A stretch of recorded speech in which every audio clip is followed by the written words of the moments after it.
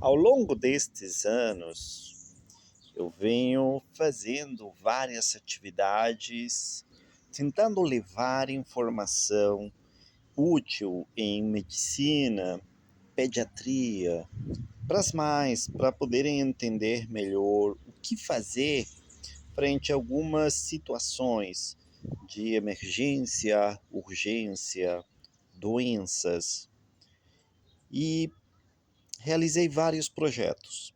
Projetos como a Semana da Saúde Infantil, vídeos que eu vou postando nas redes sociais. Iniciei com Facebook, YouTube, passamos pelo Instagram, atualmente estamos utilizando o TikTok. E vocês viram que nessa última semana eu comecei a repostar alguns vídeos curtos que eu fazia com dicas de saúde em 1 minuto, dicas curtas com 1 minuto de duração. Mas ao longo de todo esse tempo, e olha, já são 13 anos como pediatra formado, trabalhando e conhecendo todas essas problemáticas de saúde, e muitas vezes aquelas dicas que a gente dá que teriam que servir e ajudar, por conta do sistema de saúde, fica um pouco difícil, porque o acesso a um especialista, ele é difícil, mesmo sendo uma opção particular. Muitas vezes tu vai marcar uma consulta com um médico especialista, não somente pediatra, mas qualquer especialidade, e tu consegue marcar consultas com 1 mês, 2 meses, porque não tem vaga. E os especialistas, eles ficam com consultórios cheios, lotados. E se tu tenta pelo SUS, são de 6 meses para frente de espera. E mesma coisa com os exames. E existe realmente um grande problema. Isso falando em grandes centros, capitais, cidades do interior, onde o centro urbano e a capital, eles têm um desenvolvimento muito alto. Imagina naqueles estados onde tu realmente tem, além da dificuldade de marcar consulta e ausência de especialistas, tu tem também a deficiência com a mobilidade, com o transporte para poder se mobilizar. Então, realmente, chegam a ser, inclusive, algumas dicas que são um pouco difíceis de seguir. E nesse sentido, eu comecei a rever um pouco sobre o que poderia ser feito.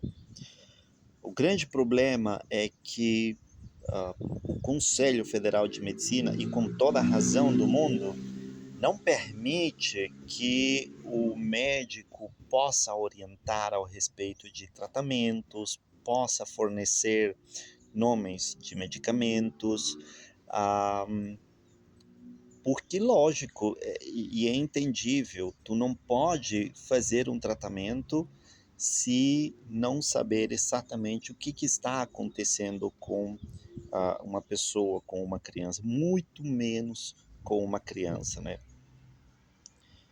E aí fica bem complicado. Eu recebo diariamente mensagens de pessoas que me seguem, pessoas que já estão nos meus grupos de dicas, e recebo constantemente consultas de: doutor, apareceu essa manchinha no meu filho, o que eu posso dar? Doutor, meu filho teve febre essa noite, o que eu posso fazer? Meu filho caiu da cama, bateu a cabeça, eu estou desesperado, eu estou aqui, não estou deixando ele dormir, e como que eu faço? O que eu faço? O que eu posso dar? Está chorando muito. E são situações que fica muito difícil para realmente orientar ao respeito de tratamentos, sem fazer um exame físico, sem fazer um diagnóstico correto. Com a chegada da pandemia e o início da telemedicina, isso teve uma certa melhora. Porém, a telemedicina por si só, e fazer de qualquer jeito, não adianta, não serve e não traz benefício. nenhum. A telemedicina, ela serve sim, mas ela serve quando é feita de médico para médico. O que quer dizer? Que eu estou num lugar, eu recebi uma criança, sou pediatra, recebi uma criança que está com umas lesões na pele que eu não consigo saber o que é, que não é a minha especialidade, não é a minha área, a dermatologia, e tem algumas lesões que realmente eu não sei, eu estou perdido, estou na dúvida. Ou eu não sei se é uma, outra, ou tenho três possibilidades diagnósticas. Eu posso fazer uma consulta com o dermatologista à distância?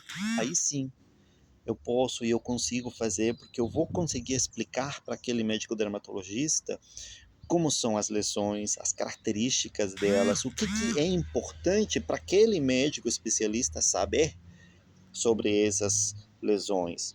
E ele vai poder me fazer perguntas para eu poder realmente pesquisar, ou orientar, ou ver, fazer um exame detalhado, minucioso, com algumas manobras, com algumas coisas que são próprias da especialidade. E ali serve, sim, é muito interessante poder fazer aquilo, mas, novamente, precisa de um médico intermediário. E aí voltamos naquele problema da consulta com os médicos, né? E aí tem várias outras questões, em questão de saúde, os acessos aos serviços de saúde. Outro dia não, ontem mesmo eu estava vendo uma UPA a cada região, pronto atendimento com mais de 9 horas de espera para ser atendido. Eu já cheguei a trabalhar em emergências de hospital com mais de 12 horas de espera para o atendimento. E não é porque o profissional não quer trabalhar, muitas vezes é porque a demanda é muito alta, realmente, é uma demanda muito alta. E muitas pessoas vão no pronto-socorro porque não conseguem consulta no posto, porque não tem médico no posto, ou porque, se eles forem no posto, vão pedir algum exame e para marcar aquele exame vão demorar 3, 4, 5 meses, e se eles forem no pronto-socorro, eles vão ter essa espera de 9 horas, porém eles vão terminar com os exames no dia, eles vão fazer os exames no dia, radiografia na hora, eles vão ter essa espera. Então as pessoas se acostumam a problemas simples terminar indo nos pronto-socorros. E aí, lógico, o tempo de espera aumenta. Por quê? Porque no pronto-socorro o médico vai dar prioridade principalmente às emergências. Então, se tu chegou 8 horas da manhã para fazer uma consulta que deveria ser feita no posto, e tu chegou, tu vai esperar ali, esperou meia hora, 1 hora e meia, tá quase para chegar a tua vez. Se chegou uma emergência, o médico vai atender primeiro aquela emergência. E se ele demorar 2 horas com essa emergência, para tentar resolver, resgatar, tratar e tudo, essas 2 horas tu vai ficar esperando. E se nesse intervalo chegou outra emergência, tu vai continuar esperando, porque aí tem prioridade para as emergências. E aí tu fica com 9, 10, 11 horas de espera para ser atendido.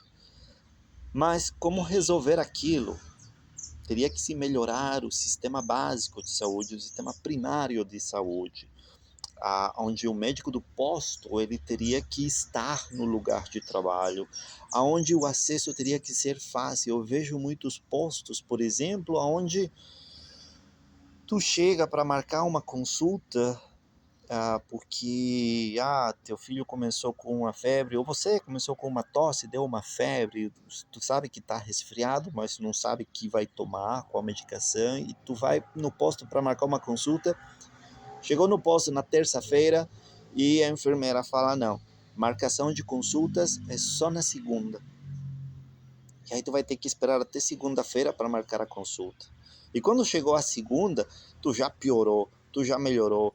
A tia, o vizinho já te deram um monte de medicamentos. Tu já foi na farmácia, já comprou, já tomou um monte, não resolveu. Tu chegou na segunda para marcar a consulta e a consulta é marcada para ti na sexta-feira. Ou muitas vezes tu chega na segunda para marcar a consulta e não tem mais ficha, não tem mais vaga para marcar. E aonde que tu vai acudir? No pronto-socorro. E uma coisa que acabei de falar, e é muito certo, e os médicos ficam brigando sempre o tempo todo, é ao respeito das farmácias, né? Pessoas que vêm automedicadas vão na farmácia, o farmacêutico fornece medicações, dá os medicamentos, e a pessoa chega no consultório porque não resolveu, né? Já fez todos os tratamentos e não resolveu. E é uma outra questão que traz muita dor de cabeça para o médico. O médico briga por conta disso.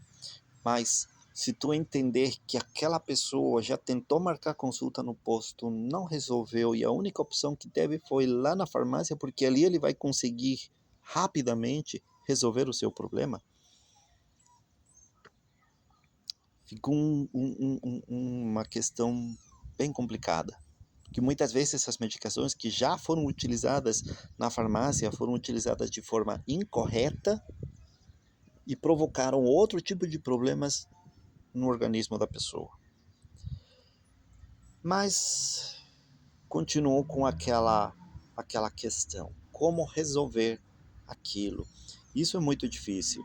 É uma tarefa que ao longo desses não 13 anos de pediatra, mas aproximadamente há uns 11 anos que eu tento achar alguma solução, tento achar alguma forma de poder melhorar aquilo e ainda não consegui. Tentei fazer aqueles grupos, tentei levar aquela informação, mas o sistema ainda não permite fazer aquilo. Mas eu tenho certeza que de alguma forma vamos achar alguma solução. E resolvi, justamente baseado nisso, de tentar levar informações um pouco mais simples, a métodos um pouco mais caseiros para poder resolver alguns problemas, a formas um pouco mais fáceis para as pessoas poderem lidar com os problemas. E aí, lógico, tem que vir um esforço de ambas as partes. Em qual sentido?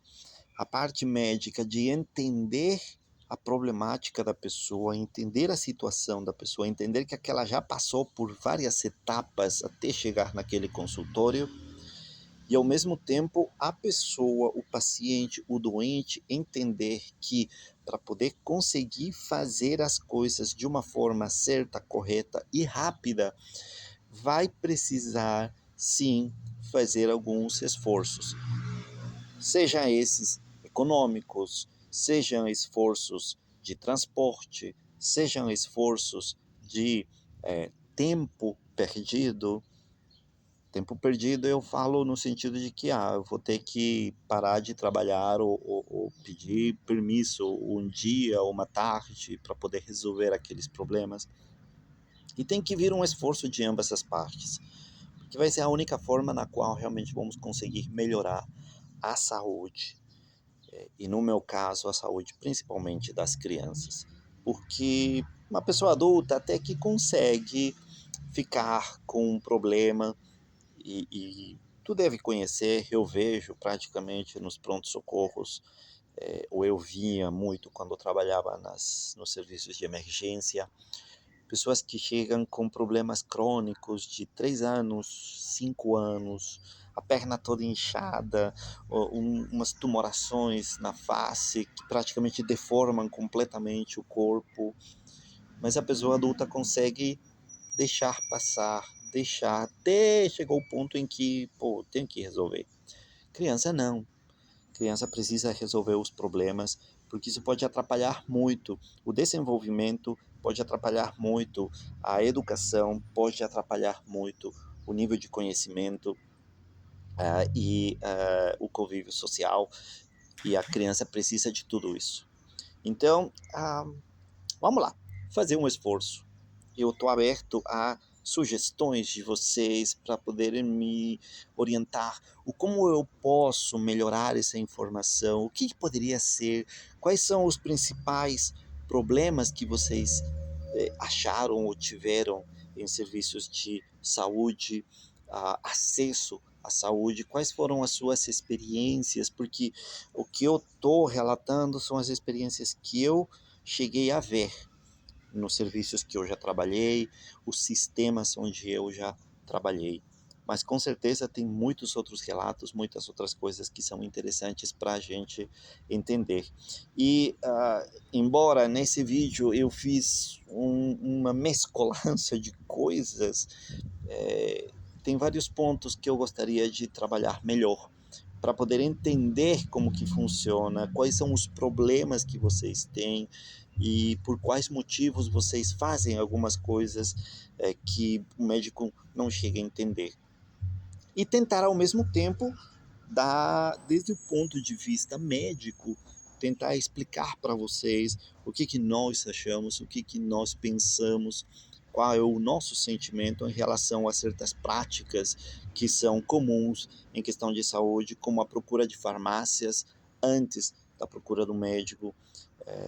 São questões que eu acho que a gente pode trabalhar e chegar a entender um pouco melhor. Então, estou aberto aos seus comentários, estou aberto a ouvir vocês e me ajudem nessa jornada, porque eu acho que juntos vamos conseguir melhorar, sim, a saúde, principalmente dos pequenos. Beleza? Grande abraço.